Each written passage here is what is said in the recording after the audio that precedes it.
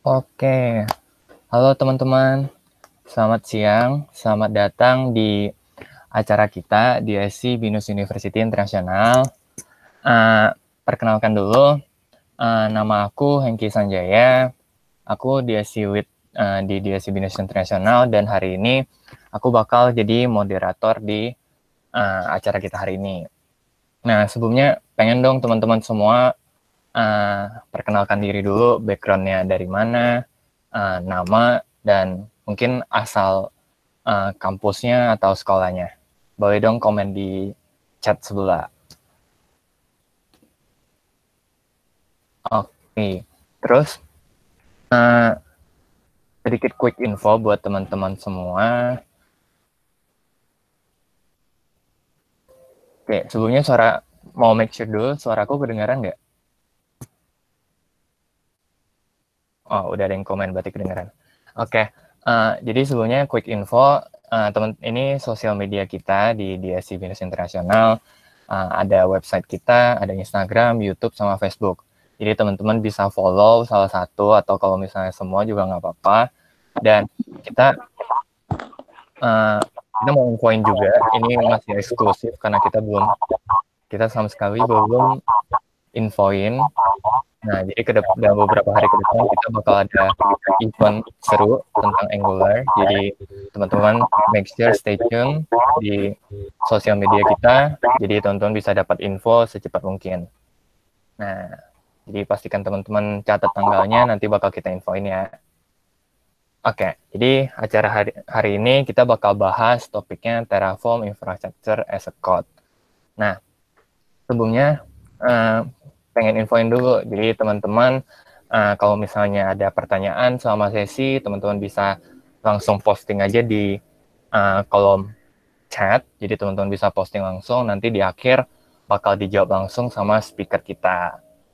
Oke, kita langsung invite aja speaker kita, Kak Jasweni. Halo Kak Jasweni.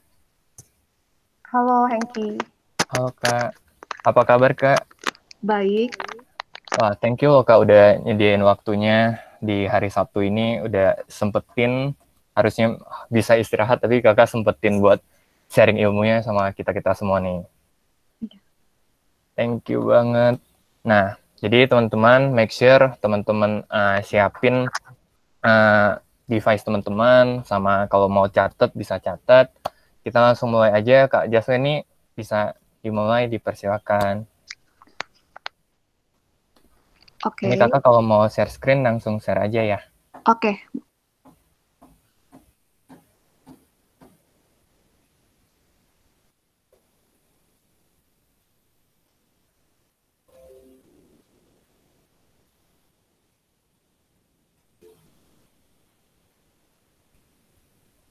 oke. Aku udah share screen ya. Udah Oke, kelihatan Kak?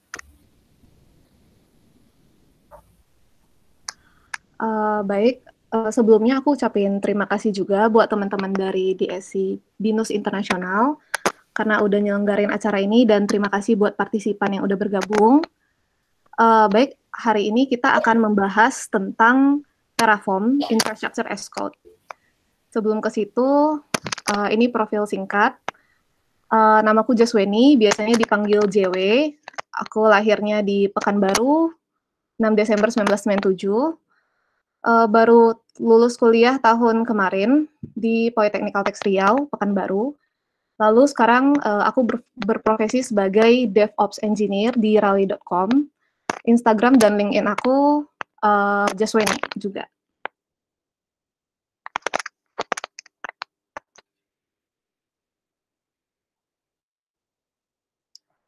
Oke.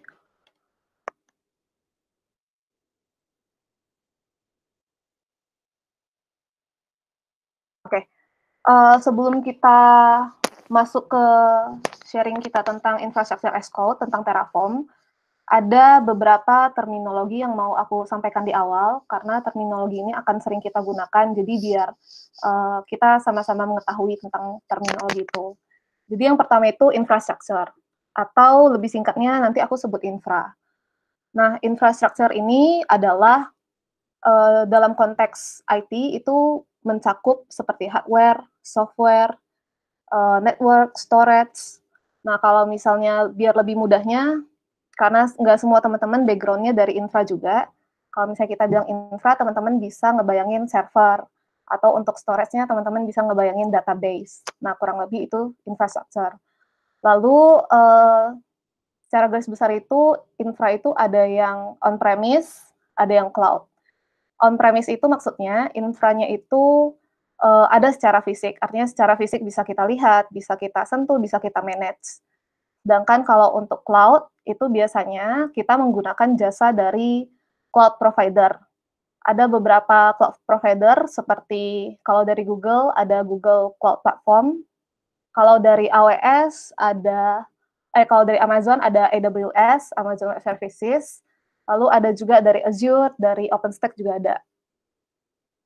Nah, untuk yang cloud ini biasanya kita akses lewat web browser. Lalu ada juga yang namanya infra yang hybrid, artinya penggabungan dari infra on-premise dan cloud. Oke, selanjutnya kita masuk ke term yang kedua, yaitu resource. Jadi resource di sini artinya adalah layanan-layanan yang disediakan oleh cloud provider. Contohnya, seperti service nanti kita akan sebut dengan instance ya ke depannya.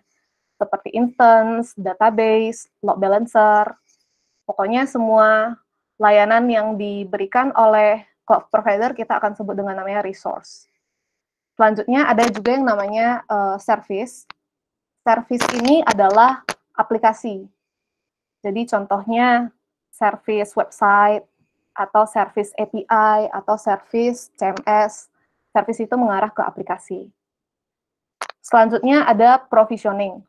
Provisioning ini artinya adalah proses setting up infrastruktur kita.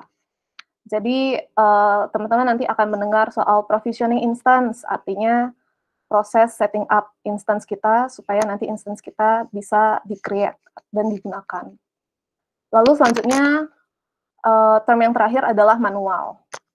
Jadi manual di sini artinya adalah, kalau misalnya kita bilang proses provisioning manual, itu artinya proses provisioning yang kita lakukan di konsol. Kalau misalnya kita menggunakan cloud provider, itu kan ada konsolnya tuh. Nah, kita misalnya mau create instance, kita create dari konsol, kita klik, kita isi value-nya. Nah, itu kita sebut dengan proses yang masih manual, gitu. Oke, jadi contohnya, biar teman-teman terbayang gimana sih itu proses manual. Sebelumnya ini cloud provider yang aku gunakan adalah AWS dari Amazon. Nah, kalau teman-teman punya pakai cloud provider yang lain juga nggak apa-apa, bisa juga. Contoh manual itu seperti ini, misalnya aku mau create instance, aku mau provisioning instance. Ada beberapa tahap, ini dilakukan secara manual by clicking. Contohnya untuk AMI harus select AMI, lalu harus pilih instance type-nya, next, lalu harus pilih set VPC, subnet, dan sebagainya. Lalu kita mesti isi storage-nya berapa, text-nya, security group-nya juga kita harus define. Nah, untuk proses by clicking ini melalui konsol, itu yang kita sebut adalah proses manual, gitu. Oke. Nah, permasalahan itu muncul ketika, apa sih masalahnya dengan menggunakan proses manual? Jadi kalau misalnya kita lihat tadi kita nge-create instance, itu ada beberapa tahap dan membutuhkan waktu. Nah, permasalahannya adalah untuk membuat suatu infra dari service, contohnya service website, kita itu butuh kurang lebih, kalau dari saya sendiri sih biasanya saya membutuhkan kurang lebih 16 resource yang harus saya create. Nah, kebayangkan kalau misalnya kita harus create secara manual, itu kurang lebih bisa makan waktu sekitar 15 menit. Nah, untuk itu, kita bisa menggunakan infrastructure as code. Nah, masalahnya adalah untuk proses-proses manual ini, yang pertama waktunya lama ya, jelas. Apalagi kalau misalnya kita ngebuat banyak resource untuk satu service. Yang kedua, prosesnya itu repetitif. Artinya apa? Artinya untuk service, contohnya service API, ternyata juga butuh infra yang sama dengan service website. Dan kita harus ngulang lagi ngeklik-ngekliknya. Udah habis 15 menit. Lalu yang ketiga, inkonsistensi. Artinya adalah proses manual itu nggak lepas dari human error. Jadi bisa aja ada step yang kurang, sehingga infra yang kebentuk itu nggak sesuai gitu. Lalu yang keempat, untrackable. Untrackable ini maksudnya adalah kita nggak pernah tahu dalam tim kita nih, siapa yang membuat resource ini, siapa yang memodify resource ini, dan bahkan siapa yang mendelete resource ini gitu. Lalu yang terakhir, nggak ada documentation atau nggak ada dokumentasi. Di sini maksudnya adalah kita nggak ada dokumentasi tentang service A itu infranya apa aja ya gitu. Kita nggak ada visibility untuk ke arah sana gitu. Itu permasalahan dengan proses manual. Nah, oleh karena itu kita bisa menggunakan mengimplementasikan infrastructure as code. Jadi infrastructure as a code ini artinya kita manage infrastruktur kita itu dengan menggunakan file konfigurasi, di mana file konfigurasi ini sudah ada code-code-nya. Gitu. Salah satu tools yang akan kita gunakan adalah Terraform. Gitu. Jadi Terraform ini adalah salah satu tools untuk mengimplementasikan infrastructure as code, dan ini merupakan open source command line tool yang digunakan untuk memanage infrastructure dari HashiCorp.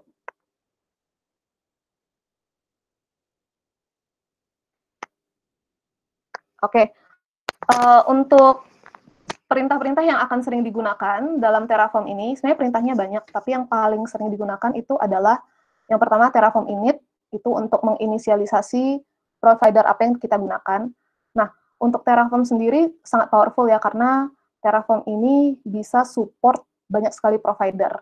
Jadi kalau misalnya kalian pakai GCP, kalian pakai Azure, kalian pakai OpenStack, kalian bisa pakai Terraform. Gitu. Yang kedua adalah Terraform Plan. Terraform Plan ini digunakan untuk kita melihat dulu resource apa yang akan kita create. Jadi kita bisa melihat plan-nya apa, resource yang akan kita create. Lalu selanjutnya ada Terraform Apply. Terraform Apply inilah yang nantinya akan kita gunakan untuk meng-apply atau meng-create infra di cloud service. Lalu yang terakhir Terraform Destroy. Jadi kita bisa mendestroy infrastruktur kita dalam sekejap dengan menggunakan Terraform juga. Oke, sekarang kita lanjut ke melihat penggunaan dari Terraform ini sendiri. Oke, nah untuk Terraform ini kalian bisa download, kalian tinggal cari aja Terraform, di sini sudah ada dokumentasinya. Teman-teman bisa download di, contohnya misalnya, karena aku pakainya Cloud9 dan itu pakai Linux, aku bisa copy link address. Nah, kita tinggal download pakai widget, gitu. Setelah itu nanti teman-teman tinggal unzip aja, nanti Terraform-nya udah bisa digunakan.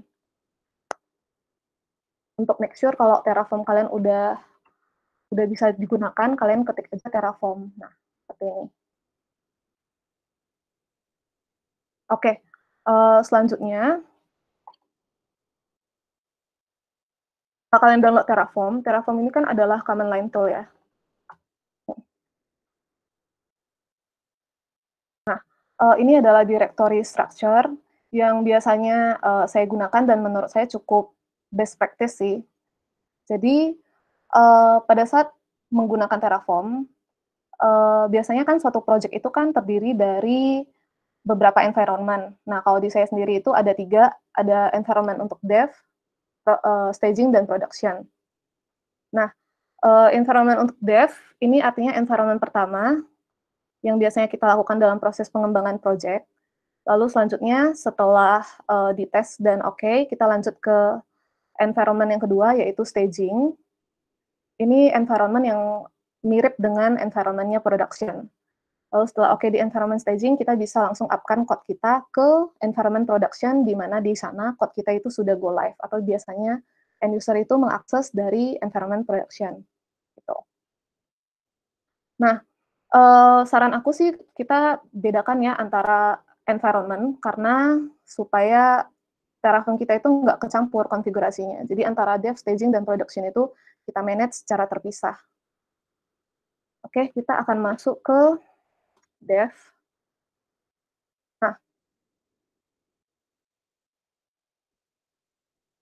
Nah, di sini kita akan membagi best practice-nya adalah kita membuat folder yang namanya modules. Jadi ini aku kenalkan dulu, ada beberapa folder. Yang pertama folder service. Di sini kita contohnya kita buat namanya website. Yang kedua adalah folder modules. Modules ini berfungsi untuk di mana di dalamnya itu terdiri dari file.tf. Terraform itu menggunakan format .tf. Nah, fungsinya adalah file.tf ini akan menjadi blueprint yang bisa digunakan secara bersama-sama di luar folder modules ini. Gitu. Jadi pada saat website mau membuat instance atau mau membuat EC2, dia bisa memanggil modules dari sini. Oke, selanjutnya adalah yang ketiga ada file resources. File resources ini biasanya file yang isinya resource yang memang berdiri sendiri, artinya tidak digunakan, tidak untuk sharing secara bersama-sama. Kalau EC2 ini file yang bisa kita gunakan secara bersama-sama gitu untuk setiap service-nya. Selanjutnya kita akan masuk ke security group terlebih dahulu.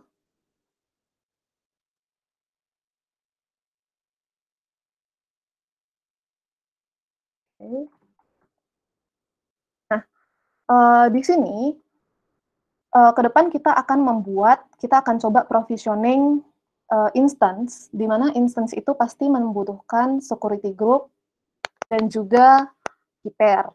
Yang pertama security group dulu. Jadi security group ini berfungsi untuk kita memberikan batasan akses untuk inbound, akses masuk dan akses keluar dari instance itu sendiri. Nah, yang pertama aku mau kenalin file yang namanya main.tf. Jadi kalau kita lihat file main.tf ini, file main.tf ini isinya terdiri dari dua blok. Blok yang pertama ada blok provider, blok yang kedua blok Terraform. Nah, blok provider ini berisi provider apa yang kita gunakan. Jadi kayak kita kasih tahu ke Terraform bahwa kita menggunakan provider AWS gitu. Lalu selanjutnya file yang kedua adalah blok backend. Nah, backend ini maksudnya adalah seperti ini. Jadi setiap kali kita create Terraform itu bakal mengeluarkan seperti dokumentasi infrastruktur kita ke dalam suatu file yang namanya file.tfstat.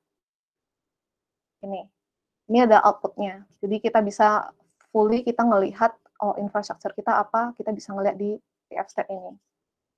Dan proses update, modify, delete semuanya membaca file tfstat ini gitu. Jadi kalau misalnya kita nggak mendefine backend, file.tfstat ini akan disimpan secara lokal di komputer kita. Nah, hal ini kalau misalnya kita bekerja bersama-sama tim, akan lebih baik jika file tfstat ini kita simpan ke dalam, contohnya kalau di sini saya simpannya ke dalam S3, salah satu storage yang ada di AWS, gitu. Jadi saya simpan tfstat ini ke dalam S3 supaya teman-teman lain, tim lain, pada saat bekerja mereka bisa mengakses resource yang udah saya buat, gitu. Nah, kita mendefine di sini bucket-nya namanya tfstat file development. Lalu file tfstat itu akan disimpan di subfolder yang namanya resource dengan nama securitygroup.tfstat. Untuk main, simple. Lalu sebenarnya di main ini kita juga bisa memanggil modul lain, tapi itu nanti untuk service. Selanjutnya adalah file variable.tf. Nah, variabel ini berfungsi untuk menyimpan variabel gitu. Jadi value dari variabel ini akan kita paskan ke file TF yang lain. Kita bisa define dengan menggunakan default, atau sebenarnya bisa kita kosongkan juga. Dan tipe-tipe untuk variabel ini ada yang string, ada yang number, list, boolean, dan banyak lagi. Nah, kenapa kita menggunakan variabel ini? Karena supaya kalau misalnya ada perubahan, kita nggak perlu ngubah di banyak tempat. Kita cuma ubah di satu tempat aja. Jadi lebih dinamis. Oke, di sini kita ada variabel AWS region, di mana nilainya adalah, value-nya adalah AP Southeast 1. Lalu kita ada juga variabel VPC ID, di mana value-nya belum di-define. Oke, selanjutnya adalah file terraform.tfvars. File terraform.tfvars ini sebenarnya mirip juga kayak variabel, tapi bedanya biasanya kita mengisi variabel yang menurut kita cukup bisa dibilang sensitif, kita bisa isi ke dalam file terraform.tfvars ini. Jadi biasanya kalau misalnya kita menggunakan version control seperti Git, kita bisa upload code Terraform ini ke dalam GitHub. Nanti kita di git ignore-nya itu kita ignore saja file terraform.tfvars ini supaya nggak ke-upload di GitHub. Oke. Selanjutnya adalah file security group. Nah, di sini adalah di mana kita mendefine resource yang akan kita buat. Jadi, kita mau buat resource yang namanya security group. Teman-teman bisa cari Terraform security group. Nah, oke. Jadi di dokumentasinya itu udah cukup lengkap sih sebenarnya. Kita tinggal copy aja blok ini untuk membuat security group di AWS. Gitu. Kita tinggal copy dan pastekan ke sini. Nah, kita bahas satu-satu ya. Yang pertama ini adalah resource AWS security group. Ini artinya kita mau buat security group dari AWS. And then setelahnya ini adalah nama dari resource itu. Kita sebut aja dengan web SG. Security group itu pasti perlu nama, kita isi namanya, name-nya, description-nya, lalu VPC ID, kita menggunakan variabel ya. Selanjutnya untuk ingress atau inbound-nya, kita bisa define ingress-nya, kalau aku define-nya itu dari semua IP di port 443, lalu egress-nya atau outbound-nya itu bisa ke semua. Selanjutnya, kita kasih nama, kita kasih teks, teksnya itu allow TLS. Oke. Setelah itu, satu file lagi ada yang namanya file output.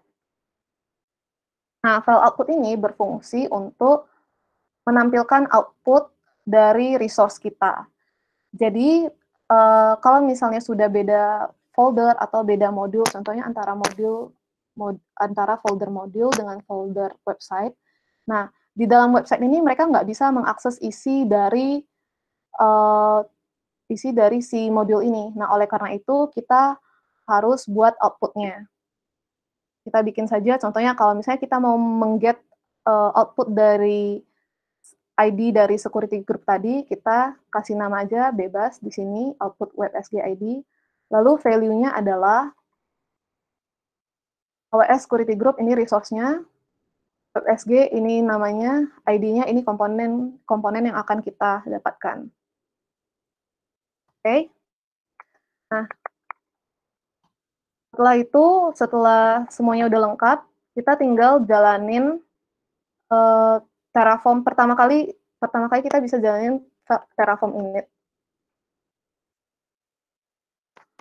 Nah, di Terraform init dia bakal menginisialisasi backend yang mana adalah storage S3 kita, lalu dia akan inisialisasi provider kita yaitu AWS. Setelah sudah diinisialisasi, kita bisa lanjut ke command berikutnya yaitu Terraform plan. Jadi sebelum kita apply nih, sebelum kita bikin security group, lebih baik kita lihat dulu. Kita pakai Terraform plan.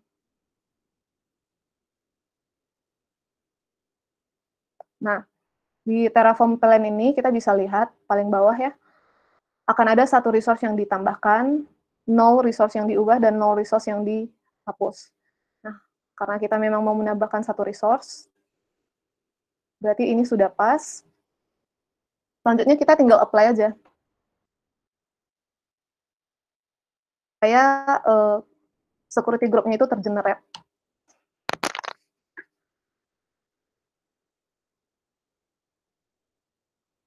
Oke, kita tinggal klik, kita isi dengan yes untuk mengenerate security group-nya.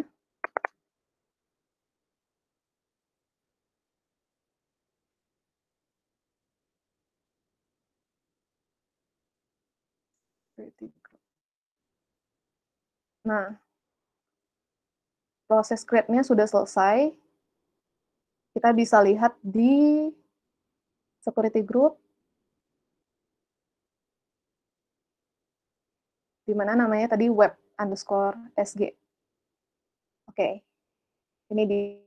Nah, di sini kan, jadi kita tuh meng-create security group itu dari code, jadi kita nggak perlu lagi nih bikin-bikin dari konsol. Oke, selanjutnya, aku mau kasih lihat teman-teman tentang backend tadi. Nah, tadi kan kita men-store file tfstat, si resource kita itu simpan di dalam S3, kita simpannya di resource.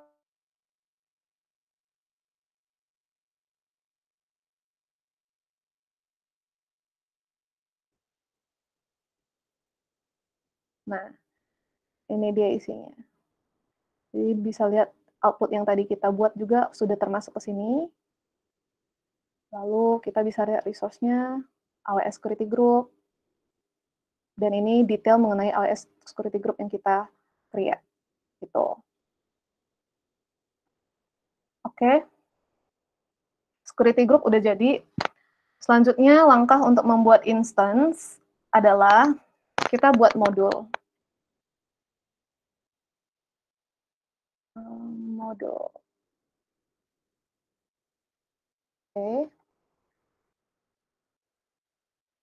Nah, untuk di modul ini, kalau di AWS itu, untuk instance itu disebut dengan EC2. Jadi aku buat folder namanya EC2. Nah, di EC2, kita bisa mendefine konfigurasi untuk EC2 itu sendiri di ec2.tf. Nah, kalau teman-teman mau cari, kalian tinggal cari aja Terraform AWS Instance.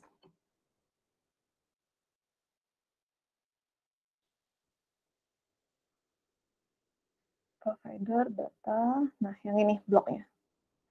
Resource AWS Instance. Nah, sebenarnya komponen yang bisa kita tambahkan itu nggak cuma ini ya, nggak cuma AMI dan instance type, kita juga bisa menambahkan yang lain. Di sini sudah lengkap, ada pilihannya juga. Karena kan kalau tadi kita buat di konsol itu, kita mesti define security group gitu. Jadi kita bisa tambahkan security group juga. Nah, kalau, oke, kita lanjut ke ec2.tf-nya. Jadi di sini kita buat resource AWS instance dengan nama web. Lalu kita define AMI ini Amazon Machine, ini apa ya? Amazon Machine, bentar. Image, Amazon Machine Image. Jadi image dari image apa yang akan kita gunakan untuk si instance-nya. Selanjutnya kita define instance type-nya. Lalu next kita bisa mendefine keyname. Keyname ini adalah key pair. Jadi key pair yang kita gunakan untuk bisa mengakses instance dengan menggunakan SSH. Oke, sebelum ke sini mungkin aku jelasin dulu tentang keyname. Oke. Nah, untuk membuat key pair itu sendiri, kita tinggal cari lagi di dokumentasi Terraform. Kita tinggal isi keyname-nya apa, kita kasih nama, lalu public key-nya apa. Public key ini bisa teman-teman bikin dari tinggal teman-teman generate aja SSH public key dan private key. Nanti kalian kan dapat dua tuh. Untuk public key-nya kalian bisa letakin di sini. Oke, kita balik ke EC2. Nah, untuk KNAME ini sendiri, kita bisa lihat ya, di sini ada dependensi dengan resource yang sebelumnya kita buat, yaitu resource keypair. Jadi, untuk memanggil resource yang berada di dalam satu folder, di dalam satu modul, kita bisa panggil dengan AWS keypair, resource-nya apa, namanya, dan komponen apa yang mau kita panggil. Lalu untuk security group, kita juga pakai variable, dan untuk text-nya, kita pakai variable juga. Oke, selanjutnya next kita lihat file variabelnya. Nah, untuk variabelnya tadi jelas ya sudah ada kita membutuhkan variabel AMI, variabel instance type, security group, dan text. Oke, perlu diingat sekali lagi, modul ini adalah tempat di mana kita meletakkan resource yang bisa kita gunakan secara bersama-sama. Dalam artian, setiap service kan pasti butuh instance gitu. Berarti instance ini bisa kita masukkan ke dalam modul gitu. Jadi di sini itu hanya blueprint atau template-nya aja. Next, karena blueprint atau template-nya itu udah jadi, kita akan pergi ke folder service kita. Nah, di folder service kita, di sini namanya service website, kita bisa lihat isi dari main.tf-nya. Balik lagi ya, main.tf itu kita define provider kita, apa, lalu kita define juga tf state kita mau disimpan di mana, kita simpannya di S3, dengan subfolder service, dan ini nama tf state-nya. Lalu, kita membutuhkan juga data dari security group. Kenapa? Karena kan untuk membuat EC2 tadi butuh security group. Dan security group itu kita bisa dapetin datanya dari file tf state-nya security group gitu. Di sini kita kasih nama datanya Terraform, di sini datanya itu Terraform remote state, kita beri nama security group. Oke, selanjutnya adalah seperti yang aku bilang tadi, di main ini kita bisa memasukkan, mendefine modul gitu. Jadi karena kita mau buat instance, kita define aja modul, ini penamaannya bebas. Source-nya adalah si modules dan di folder EC2. Lalu variabel-variabel yang tadi, yang belum diisi, kita isi saja di sini. Jadi untuk AMI-nya kita isi, untuk instance type-nya kita isi T2 micro, security group-nya, nah pemanggilannya adalah karena kita panggil dari tf state, kita bisa panggil dengan menggunakan data, Terraform remote state, security group, lalu kita panggil outputs. Nah kan teman-teman kalau di sini, nah output-nya yang tersedia adalah WebSG ID. Outputs, WebSG ID. Oke, selanjutnya kita define text-nya, yaitu website dev.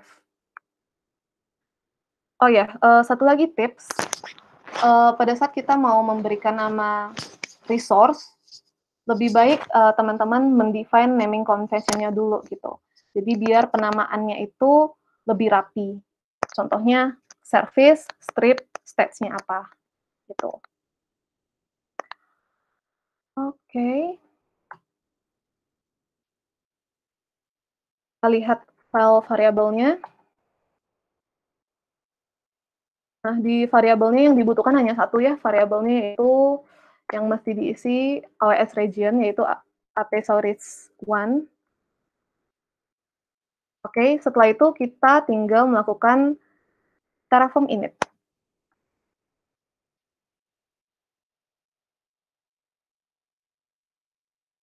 Biasa Terraform init untuk menginisialisasi, karena kita menggunakan modul, dia bakal menginisialisasi modul, lalu backend, lalu providernya yaitu AWS. Sebelum kita mengenerate resource, kita plan dulu untuk melihat apa aja sih yang bakal ditambahin.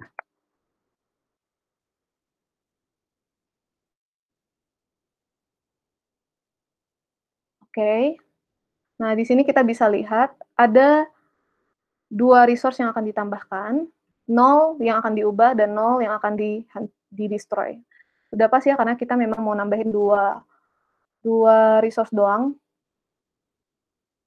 Resource yang pertama yaitu AWS Instance. Resource yang kedua adalah AWS Keypair. Setelah make sure, oke, semuanya kita tinggal Terraform apply.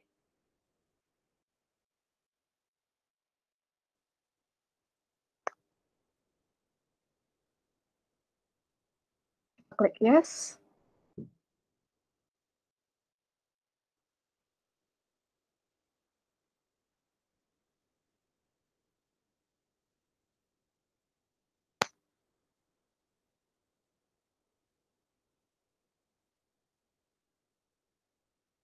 Sebelumnya kosong ya.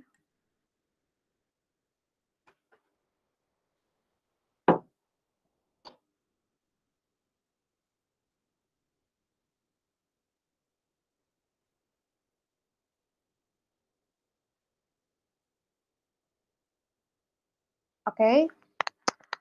To edit, kita tinggal cek resource kita. Yang pertama EC2. Nah, sudah tergenerate EC2-nya. Lalu next, yang satu lagi adalah key pairs. Oke, nama instance key juga udah tergenerate. Nah, kita bisa ngecek TF state-nya.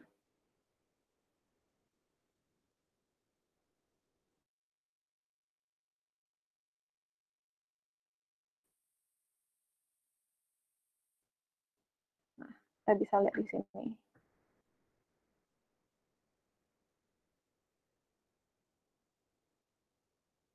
Nah, kita bisa lihat ada instance, lalu ada key pair juga. Nah, ini dokumentasinya. Oke. Jadi gitu untuk penggunaan Terraform, cukup singkat sebenarnya. Lalu yang bagus dari Terraform ini adalah dia bisa mendetek perubahan dari luar, gitu. Perubahan yang ada di luar yang kita lakukan secara manual. Contohnya, misalnya di sini kita ubah nih website JW.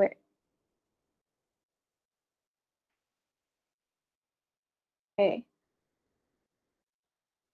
Nah, kalau kita melakukan Terraform plan,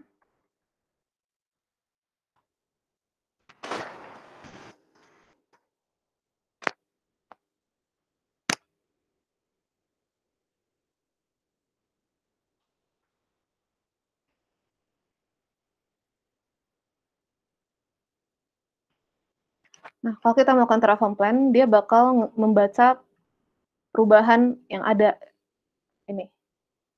Jadi sebelumnya adalah website dev, sekarang sudah jadi website JW gitu. Jadi sebenarnya mendeteksi perubahan ini supaya kita juga aware gitu, karena kan kita bekerja bersama tim. Kita nggak tahu apakah tim kita langsung ubah di code atau langsung ubah dari konsol gitu. Jadi dari sini kita bisa aware melihat adanya perubahan. Oke, selanjutnya kita bisa melakukan Terraform Destroy juga. Jadi kalau misalnya kita mau menghapus infrastruktur kita, daripada kita menggunakan konsol, kita bisa pakai Terraform juga. Contohnya kita akan menghapus infra dari, akan menghapus instance dan juga key pair, kita pakai Terraform Destroy. Kita akan menghapus infra dari service website.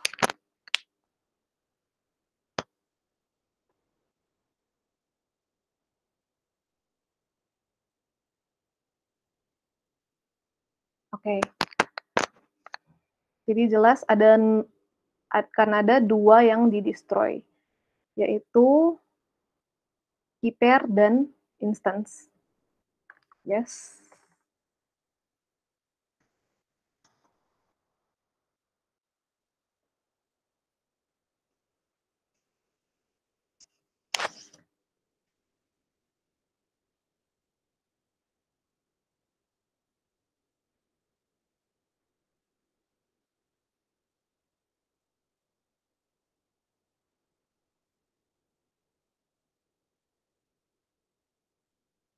dia akan mendestroy instance kita.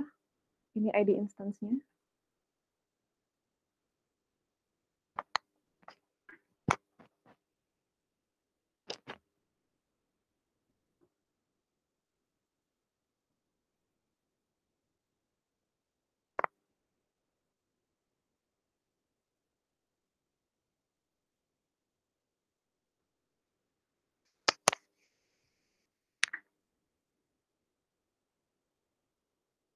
Oke, proses destroy-nya juga udah berhasil.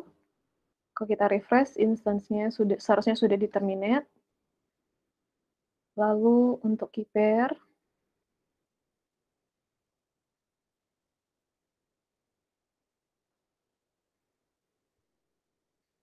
juga sudah dihapus. Nah, kalau kita mau lihat, sebenarnya kita bisa ngecek dari sini juga sih. Terraform.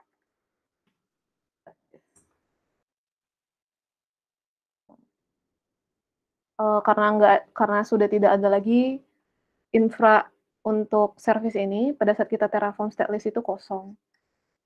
Tapi kalau misalnya kita Terraform stateless di Pretty Group,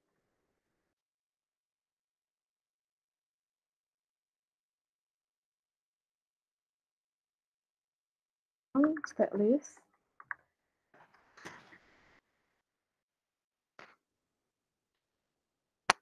nah kalau misalnya ada resource-nya, dia bakal nampilin hasilnya, tapi kalau misalnya tadi kita sudah hapus, kosong. Nah, kalau teman-teman lihat dari S3, kita lihat dari TF state-nya,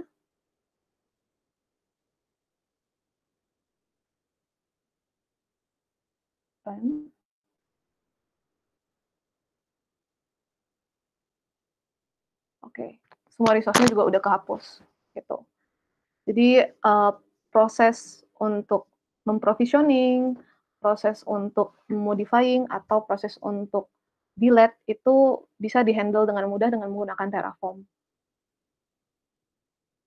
Oke. Ini sebenarnya cukup basic dari Terraform-nya.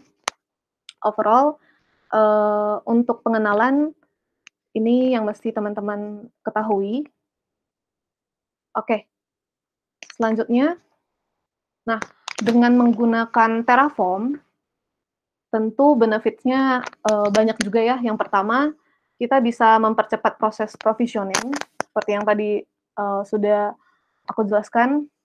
Proses provisioning suatu infra service itu sangat banyak, jadi kita bisa speed up, kita bisa mempercepat. Lalu kita bisa handle repetitive process, artinya kalau misalnya ada service yang membutuhkan infra yang sama, kita bisa pakai modul gitu. Jadi kita nggak perlu bikin, contohnya kalau dari segi code, kita nggak perlu bikin code-nya berulang kali, kita tinggal letakin code-nya di modul aja, gitu. Lalu yang ketiga, konsistensi. Jelas ya konsisten karena semuanya sudah kita define by code, step-stepnya sudah kita define dengan jelas, jadi kita bakal mengurangi human error, ketinggalan step di sana. Yang keempat, trackable. Jadi kalau misalnya kita pakai Git, kita bisa upload ke GitHub. Di GitHub kita bisa lihat siapa aja sih yang melakukan perubahan, siapa aja yang memodifying si Terraform ini.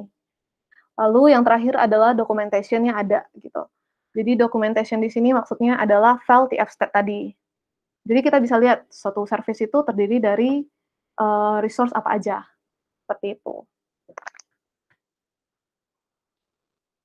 Nah, sekedar informasi buat teman-teman, terutama teman-teman yang teman-teman mahasiswa juga, vision kedepannya menggunakan infrastructure as code ini adalah untuk mengenable DevOps culture kepada para engineer gitu. Jadi biasanya kan proses provisioning itu dilakukan oleh tim infra.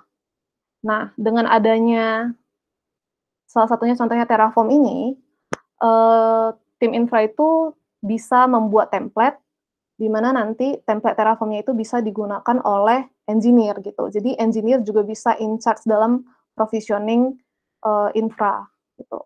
Jadi daripada menunggu tim infra untuk membuat infra dari suatu service, apalagi kalau misalnya service-nya lagi banyak ya, lagi growing, tim engineer udah bisa melakukan provisioning dengan sendirinya, gitu. Oke. Sekian aja sih sebenarnya sharing dari Terraform ini. Oke. Wih. Oke, thank you banget Kak Jaswa ini. Ini kayaknya ada beberapa pertanyaan dari teman-teman. Ini kita langsung ke Q&A aja ya Kak ya. Oh iya, boleh. Nah, teman-teman kalau misalnya ada pertanyaan bisa kalau mau unmute, mau langsung tanya langsung ke Kak Jaswenia boleh juga. Sama kalau mau chat juga boleh. Oke. Mungkin ada yang mau jawab tanya langsung dulu. Boleh silakan di unmute, langsung perkenalkan diri, terus coba langsung tanyain.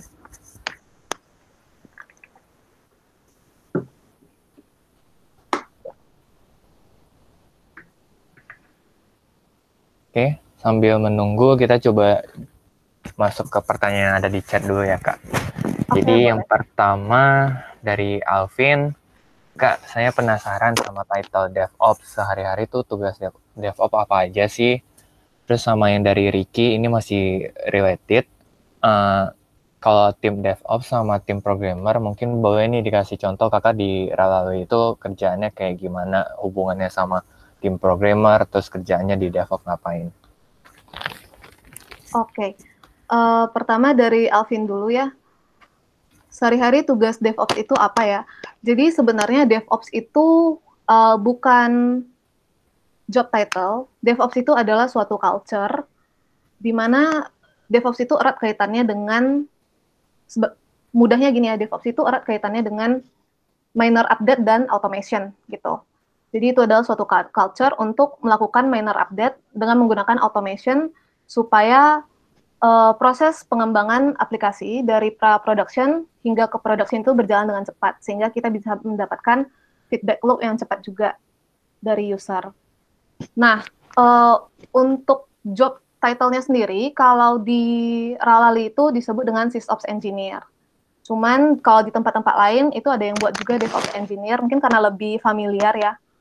Lalu ada juga yang namanya Infrastructure Engineer, itu juga termasuk. Nah, sehari-hari tugas seorang, kalau saya sendiri, tugas saya sebagai SysOps itu, sehari-hari tugasnya yang pertama itu, saya biasanya provisioning untuk infra-infra yang biasanya dibutuhkan, tapi karena sekarang dari tim engineer Ralali sebenarnya juga udah bisa melakukan provisioning sendiri, saya itu sebelumnya membuat Terraform template yang bisa digunakan oleh tim engineer. Selain itu juga SysOps itu bertanggung jawab untuk memonitoring server-server, memonitoring service, gitu. Oke.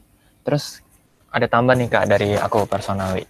Sama nggak sih antara DevOps kerjaan kakak sama SRE, Site Reliability Engineer gitu? Itu kerjanya sama nggak sih? Apa yang beda gitu? Oke, jadi untuk SRE, nah untuk di beberapa tempat itu ini depends dari company-nya sendiri gitu. Jadi kalau di company yang teman aku ada di sana juga dan dia title-nya adalah SRE. Pada saat aku tanyain mengenai job desk-nya seperti apa, kurang lebih ternyata sama seperti job desk yang dilakukan di Ali sendiri gitu. Jadi sebenarnya itu tergantung dari perusahaan sebutan aja gitu ya Kak ya? Iya, betul. Oke. Kita lanjut ke David. Use case apa yang sesuai dan mungkin juga kurang sesuai menggunakan Terraform? Apakah kurang cocok untuk aplikasi berbasis Docker? Apakah kurang cocok untuk aplikasi legacy? Nah, itu gimana Kak? Oke, use case yang sesuai. Nah, kalau misalnya kita pakai Docker, itu sebenarnya nggak masalah sih. Karena contohnya nih, untuk proses, karena kalau di kami sendiri, itu service-service-nya kan udah pakai Docker. Dan untuk melakukan proses deployment, itu kita pakai salah satu service AWS yang namanya ECS. Jadi ECS itu sudah berbasis Docker juga. Nah, itu juga cocok sih, karena kan yang kita provisioning itu adalah si ECS-nya gitu. Sedangkan kan Docker-nya yang berjalan di dalamnya. Lalu use case yang kurang sesuai menggunakan Terraform.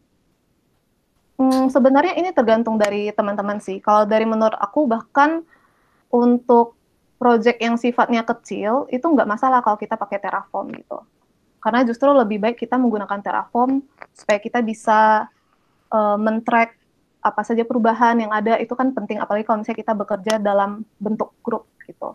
Tapi kalau misalnya kamu kerjanya sendiri dan kamu merasa oh ya udahlah nggak usah pakai Terraform, ya udah juga nggak apa-apa gitu. Tapi untuk kolaborasi sangat dianjurkan menggunakan Terraform. I see. Oke. Next dari Ivan Favian. Kalau pakai AWS kan ada infrastructure template bawaan yang pakai ya ML atau JSON itu, dan step pembuatan resource-nya yang didemoin sekarang itu mirip-mirip dengan declare template itu. Apakah ada kelebihan lain yang ditawarkan oleh tools Terraform dibanding pakai template bawaan AWS? Oke, kalau untuk infrastructure template bawaan AWS itu disebut dengan CloudFormation. Itu salah satu resource yang ditawarkan dari AWS juga, salah satu resource untuk mengimplementasi infrastructure as code. Nah, ada plus minusnya. Kalau dari aku pribadi, aku lebih suka menggunakan Terraform. Kenapa? Karena kalau CloudFormation itu dia nggak bisa mendetek perubahan dari luar gitu. Jadi kita nggak ada visibility untuk melihat perubahan yang ada di luar. Sedangkan kalau Terraform tadi, kita kan ada aware nih, ada perubahan nih dari luar gitu. Jadi dari aku sendiri, aku lebih prefer menggunakan Terraform. Oke. Terus masih dari Ivan, pertanyaan kedua, kalau environment-nya dev, production, dan staging, berarti config production gitu bakal kelihatan sama semua pekerja DevOps atau enggak, Kak? Bukankah itu berbahaya kalau misalnya di production kita ada simpan sensitive configuration, misalnya kayak password di database dan segala macam. Itu gimana, Kak? Oke.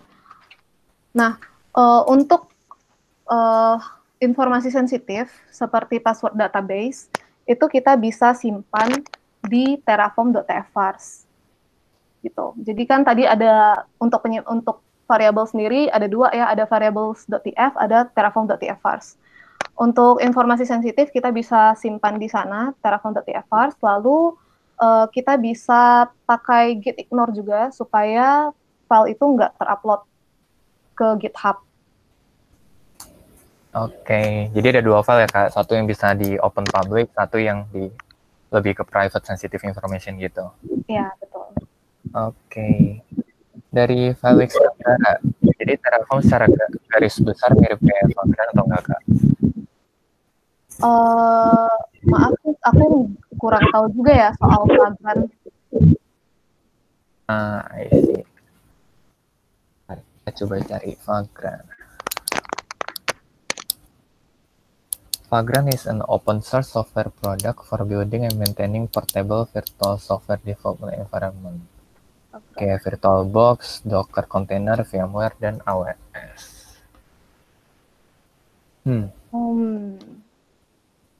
Aku juga belum ngerti sih. Ya. Jadi, tadi siapa yang nanya? Dari Felix, Kak. Felix Anggara.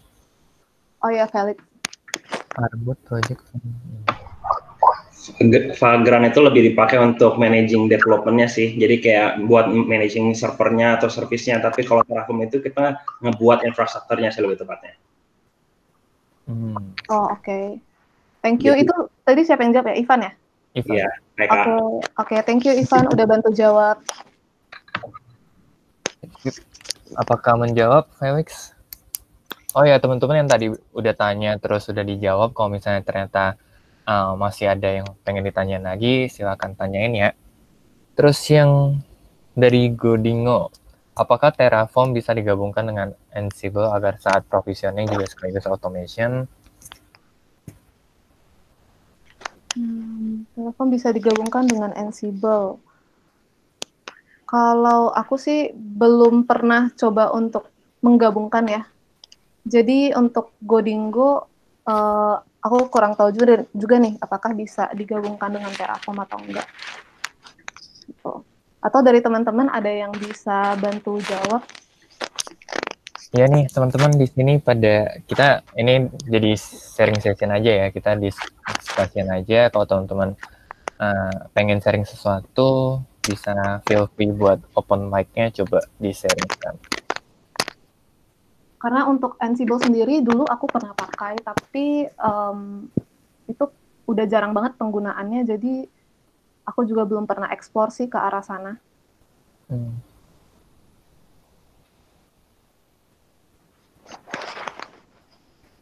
Oke, teman-teman, ada pertanyaan lagi kah?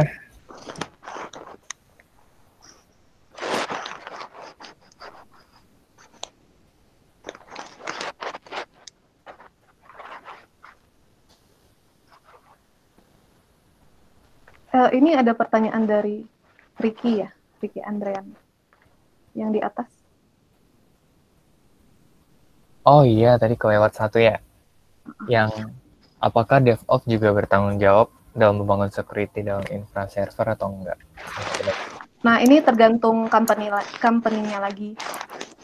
Jadi company yang dalam artian belum terlalu besar, yang masih growth, itu biasanya disatukan semuanya. Jadi untuk SysOps, security, database itu diurus oleh satu tim. Tapi kalau misalnya company-nya udah lumayan besar, biasanya bakal ada divisi yang berbeda lagi. Jadi ada khusus untuk IT security, ada khusus untuk DBA, ada khusus untuk infranya atau DevOps-nya. Gitu. Oke. Nah, terus aku juga punya satu pertanyaan nih Kak. Ini lebih ke kerjaannya Kakak sih, bukan Terraform lagi. Jadi banyak teman-temanku yang engineer, mereka pada kayak bosan udah ngoding gitu Kak. Jadi udah bosan ngoding, terus kayak pengen masuk ke infra nih. Nah, kalau dari kakak punya ini nggak sih, kayak apakah sebelumnya kakak engineer juga? Terus kalau misalnya iya, kalau kan kakak udah ngerasain dua-duanya nih. Nah, lebih oke mana sih, maksudnya secara pembelajaran, secara have fun-nya itu lebih enak mana sih gitu? Oke. Jadi kalau dari aku sendiri, sebelumnya itu aku juga engineer, aku juga ngoding sebelumnya, lalu setelah semester 8 itu kan baru mulai part-time tuh, baru mulai untuk belajar ke arah DevOps. Nah, kalau dari aku sendiri itu aku justru jauh lebih enjoy di bagian DevOps. Kenapa? Karena menurut aku DevOps ini cakupannya itu sangat luas gitu. Apalagi kalau aku kan masih di company yang lagi growth-nya. Jadi aku bisa explore banyak hal gitu. Aku bisa explore di bagian untuk deployment-nya, aku bisa explore untuk bahkan di bagian security-nya juga tim aku sendiri itu diberi kebebasan untuk mengeksplor gitu. Jadi dari kami itu jadi bisa apa ya sebutannya, dari tim kami itu jadi bisa explore dan kita bisa implementasi untuk mendukung bisnis dari sisi tech itu juga. Gitu. Jadi DevOps itu cukup luas dan asik kok. Kalau dari teman-teman mau belajar, mulai aja dulu gitu. Mulai aja dulu daftar bikin akun cloud provider. GCP kan gratis ya. Terus AWS juga gratis. 12 bulan. Itu teman-teman bikin aja dulu, coba explore gitu. Oke, yang penting cobain dulu aja gitu ya Kak ya. Iya, Terus sama kalau misalnya bagi teman-teman nih yang mungkin background-nya sebelumnya belum pernah jadi engineer nih, mereka mesti nguasain ngoding dulu nggak sih Kak buat mau jadi DevOps gitu? Oh, oke. Bagus ya pertanyaannya. Nah, untuk di DevOps ini sendiri, sebenarnya kita ngodingnya itu sangat jauh berbeda dari ngoding untuk aplikasi gitu. Jadi ngodingnya itu ya memang ngoding untuk konfigurasi. Bisa pakai Bash script, bisa pakai Python. Itu udah cukup berbeda lah dengan pada saat kita ngoding untuk aplikasi. Jadi sebenarnya juga ngoding dalam role DevOps itu lebih ke arah improvement. Oke. Karena kan kayak garis besarnya itu kita bukan ke arah sana, ke arah ngoding, tapi kita tetap ada ngoding untuk bagian improvement-nya. Ngerti. Gitu. Contohnya nih, karena DevOps itu erat kaitannya dengan automation. Contohnya misalnya untuk pendaftaran database, misalnya kan ada engineer baru nih minta akses database segala macam. Nah, itu dari tim DevOps itu bisa dari tim kita itu bisa bikin improvement untuk membuat supaya loginnya itu dari satu web aja gitu. Itu kan sebenarnya bukan wajib tapi lebih ke arah improvement. Jadi kayak apa yang sebenarnya repetitif yang bisa dipercepat, yang bisa di-automate, kita automatekan gitu ya, Kak ya? Ya, betul. Nah, ada tambahan nih, beberapa pertanyaan. Dari David, minta gambaran dong Kak, roadmap untuk bisa jadi seorang DevOps. Misalnya pertama harus belajar dari apa, harus kuasain apa dulu gitu. Oke. Ada beberapa teknologi yang teman-teman harus pelajari. Yang pertama, teknologi untuk cloud provider. Teman-teman harus paham penggunaan dari service core sih kalau bisa. Sisanya kan memang kita tinggal mengikuti aja. Yang kedua, salah satu teknologi yang bagus juga Docker. Teman-teman bisa pelajari Docker. Lalu yang ketiga, kalau sudah oke, teman-teman bisa lanjut ke infrastructure as code. Gitu. Ini dan sisanya itu by pengalaman aja. Contohnya kayak monitoring segala macam itu by pengalaman aja. I see. Wah, ini teman kita juga ada yang share nih, bisa jadi referensi, ada linknya, roadmap buat jadi DevOps. Thank you Ricky. Dari Felix ada tanya, cuman di bawahnya katanya ralat, nggak jadi nanya. Oke, kita lanjut ke Godingo lagi. Apakah saat production Terraform membutuhkan CI/CD, Kak? Dari Godingo, apakah saat production Terraform membutuhkan CI/CD?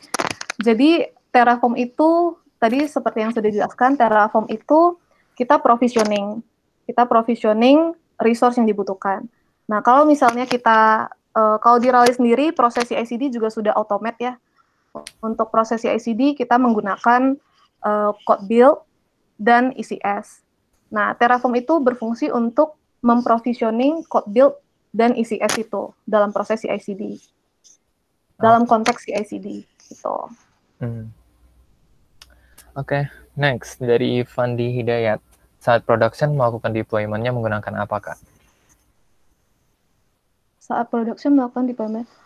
Untuk production, ini maksudnya deployment apa ya? Deployment service ya? Gimana, Fandi? Mungkin bisa service. Untuk deployment-nya tadi menggunakan code build, code pipeline, dan ECS. Gitu. Jadi semua prosesnya itu juga sudah di-automate, artinya apabila ada perubahan di code, kita pakainya GitHub. Apabila ada perubahan di GitHub, itu akan langsung men-trigger code build. Akan langsung men-trigger kalau kita pakai code pipeline dulu, kita men-trigger source di code pipeline, selanjutnya lanjut ke proses build, lalu lanjut ke proses deploy dengan menggunakan ECS. Ya, thank you Ivan. ECS itu Elastic Container Service. Salah satu dari AWS juga. Oke, teman-teman ada pertanyaan lagi? Oke. Sebelumnya sambil menunggu teman-teman yang mungkin. Oke, ada tambah 2. Hubungan dengan DevOps, gimana proses automation ketika deployment, Kak? Langsung jawab aja, Kak. Oke. Proses automation ketika deployment. Jadi, untuk proses deployment ini, seperti yang tadi sudah saya sebutkan, proses CI/CD itu kan kita automate, gitu. Jadi prosesnya adalah pada saat di tempat kita juga menggunakan Docker gitu. Jadi pada saat terjadi perubahan di GitHub, akan men-trigger si code pipeline untuk berjalan. Code pipeline itu berfungsi untuk ini sorry ya jadi cerita service-nya, tapi biar nyambung. Iya, nggak apa-apa. Oke. Jadi pada saat ada perubahan di GitHub, itu akan men-trigger si code pipeline. Code pipeline ini bagian terdiri dari 3 stage. Stage yang pertama adalah source. Stage yang kedua adalah build. Build ini kita akan menggunakan code build, di mana hasil dari build ini akan disimpan. Hasil dari build ini kan berupa Docker image. Docker image-nya ini akan disimpan ke dalam tempat penyimpanan Docker di AWS, namanya adalah Elastic Container Registry atau ECR. Setelah proses build selesai, akan dilanjutkan ke proses deployment. Proses deployment ini akan menggunakan ECS, Elastic Container Service, di mana pada saat proses deployment, Docker image-nya itu akan diambil dari tempat penyimpanan tadi, dari ECR. Setelah itu akan dideploy. Kalau ini panjang sih, setelah itu akan dideploy, lalu biasanya sih kalau ECS kita pakai yang namanya task container gitu. Jadi Docker image itu akan dijalankan, lalu akan ada task yang berjalan pada saat proses deployment. Oke. Wah, makin seru nih. Ada tambahan lagi nih dari Fandi. Saat production yang melakukan deployment di Relawi, apakah melakukan dev? Apakah yang melakukan DevOps atau PO atau BO? PO atau BO itu apa ya, Kak? Iya, PO itu BO itu apa ya, Fandi? Oh, oke. Fandi mungkin boleh.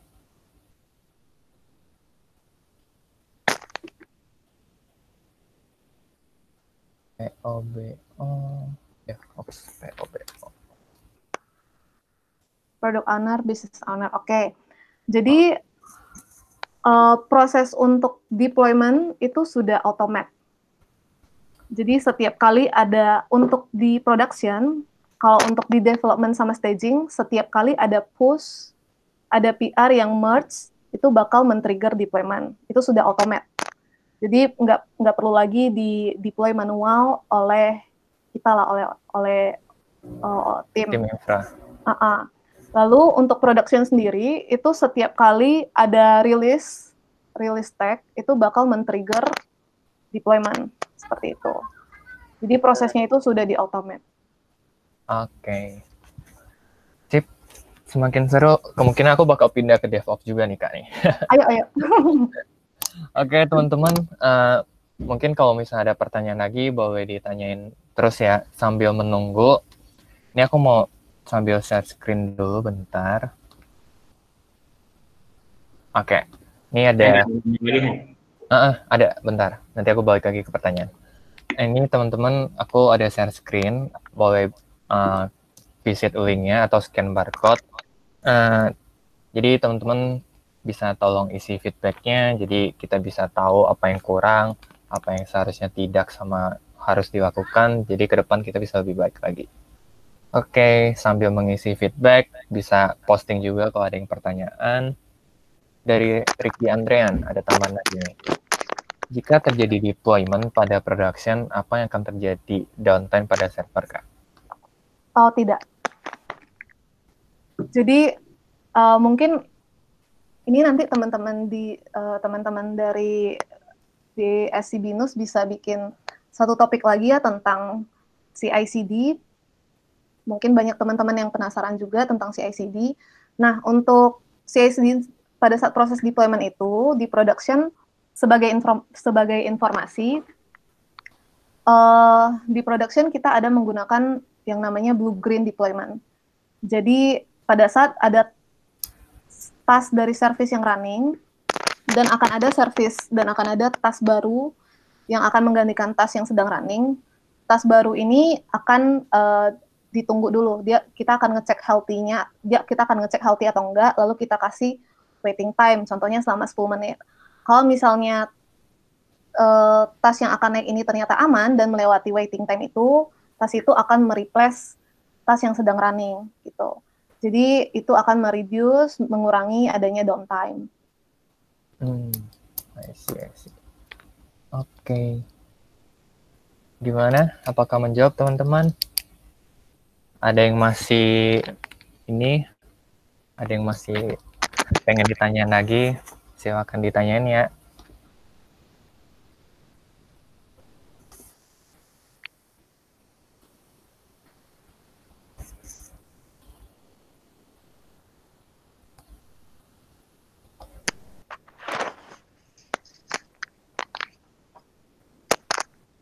Dari David nih ada lagi Kak.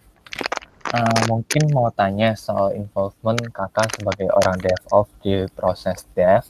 Apakah Kakak ikut requirement dengan user misalnya product manager, product owner, atau mungkin ketika deployment aja Kak? Apakah kakak ikut requirement dengan user? Maksudnya apa ya? Ikut requirement dengan user? Mungkin lebih ke David, mungkin boleh dijelasin lagi maksud pertanyaannya. Mungkin aku boleh pakai mic jelasin ya? Iya, Oh, boleh, ya. boleh. Oh Silakan. iya, oke, sebelumnya kenalin dulu Kak JW. Aku David, aku mau nanya soal ini Kak. Kan kalau misalkan di DevOps itu kan istilahnya kita mencoba mengautomate segala prosesnya dari dev sampai ops kan ya Kak ya.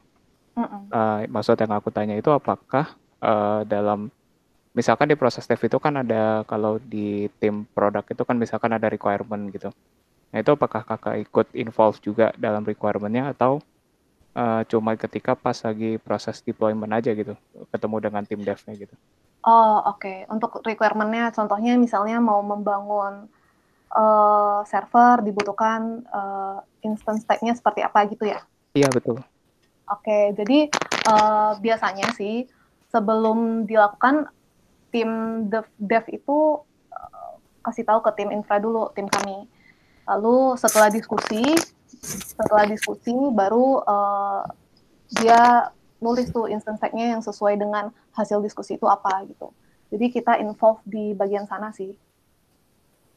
Jadi tetap harus ada diskusi dan approval juga. Oke, thank you Kak.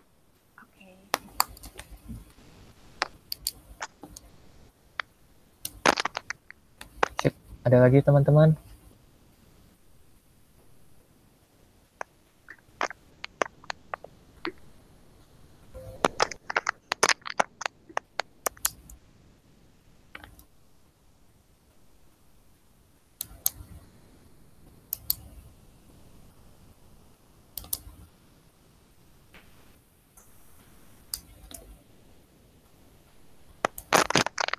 Oke, sambil info juga, sambil nunggu teman-teman mungkin masih mikir pertanyaan. Ini out of topic dari Terraform. Kita dari Developer Student Club punya info nih. Jadi kalau misalnya teman-teman sekarang statusnya masih mahasiswa dan requirement-nya itu at least teman-teman masih punya 1 tahun sebelum kelulusan. Jadi kalau misalnya teman-teman masih di tahun pertama, kedua, itu masih bisa. Tahun ketiga juga masih bisa. Nah, jadi di Developer Student Club saat ini lagi buka open recruitment buat jadi DSC lead di kampus teman-teman masing-masing. Jadi teman-teman kalau pengen membangun komunitas dan disupport langsung dari Google Developer, nah teman-teman bisa join, bisa daftar di website Developer Student Club. Dan ini tadi pagi baru diinfoin kalau deadline pendaftarannya di extend. Jadi di extend sampai 1 Juni kalau nggak salah. Jadi teman-teman bisa coba cek di websitenya. Kalau misalnya teman-teman tertarik bisa daftar langsung. Gitu. Teman-teman ada pertanyaan lagi kah? Feedbacknya boleh sambil diisi. Dan kalau ada pertanyaan bisa langsung posting.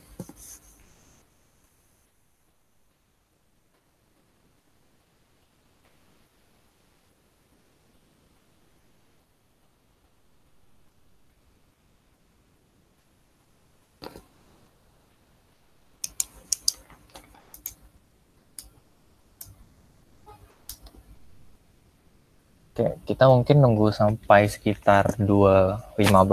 Kalau teman-teman udah nggak ada pertanyaan lagi, kita bisa masuk ke sesi foto session. Jadi teman-teman bisa mungkin dandan dulu. Jadi bisa aktifkan kameranya, kita coba foto bareng di sini.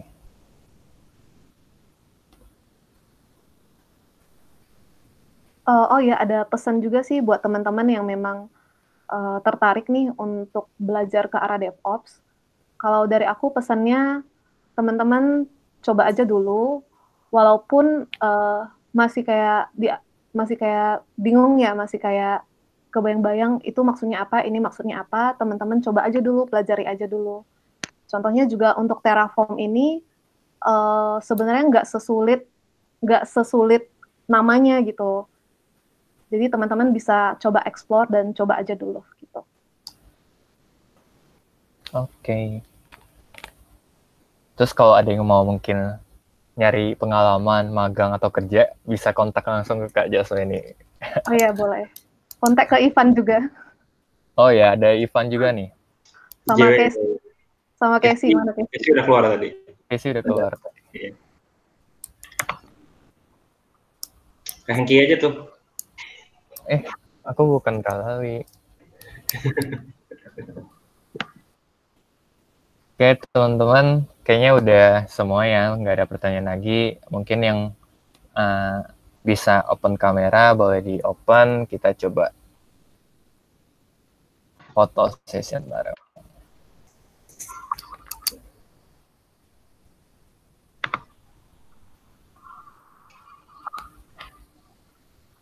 Ini cuman David ya.